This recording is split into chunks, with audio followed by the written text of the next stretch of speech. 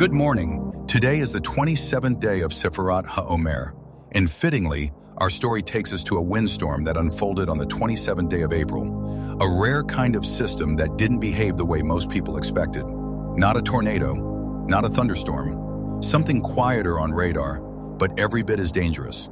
This is the story of the April 27th, 2026 wake low. Picture this. It's late morning across the Great Lakes. A line of thunderstorms is rolling east, weakening as it goes. The lightning fades, the thunder gets distant.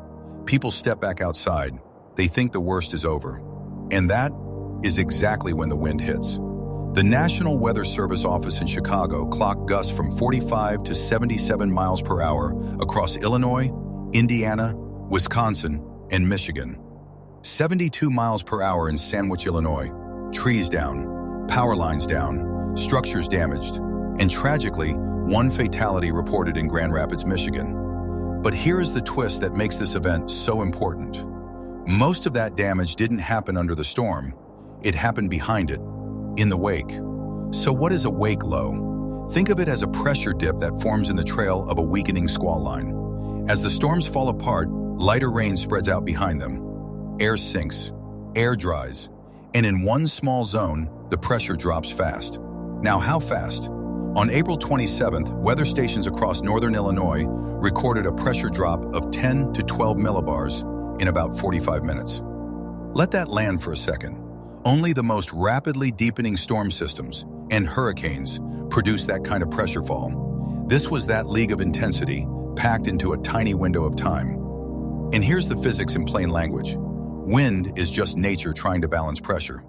High pressure pushes toward low pressure. The steeper the difference, the harder the air rushes. On this day, the atmospheric hill was nearly a cliff, and the air came roaring down it. Add in a deepening low-pressure system west of the Mississippi, pulling winds southeast to northwest, plus a rear inflow jet sneaking dry air into the back of that storm line, and you've got a perfect setup. The wake low became a compact atmospheric engine, converting a windy day into a destructive one. For the meteorology nerds in the audience, and I know you're out there, this case is a beautiful example of scale interaction. A synoptic scale cyclone set the table. A mesoscale wake low served the meal. Cooling under the stratiform rain built a meso high. Subsidence and drying behind it carved out the wake low. And the strongest gusts emerged right where the gradient was tightest and high momentum air could mix down to the surface. For the younger listeners, here's the simple version. A line of storms passed by. The air behind it suddenly changed shape. One spot had higher pressure, another had lower pressure, and the air rushed between them very, very fast. That rushing air, that was the damaging wind. Now, why did this surprise so many people? Because we are wired to fear the loud part of the storm, the thunder, the lightning, the wall cloud. But on April 27th, the headline storms had already weakened, yet the atmosphere wasn't done. It reorganized, quietly, and delivered some of the strongest winds of the day after the show appeared to be over. And there's a lesson tucked inside this storm that I want to leave you with. The most powerful gust on April 27th didn't arrive with thunder. It arrived in the quiet after. The atmosphere had been building energy for hours. We just kept watching the wrong part of the sky. That's the lesson I keep coming back to. In weather, in work, in life, the signal is often there long before the impact.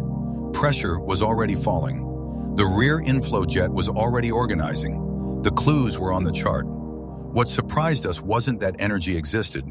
It was where and when it chose to release. So the discipline isn't to predict the unpredictable. It's to stay curious about the quiet moments, to read the whole system, not just the loud part of it. The best forecasters and the best teammates are the ones who keep looking when everyone else has already turned away. Thanks for riding the wind with me today. Stay curious, stay weather aware, and I'll catch you on the next gust.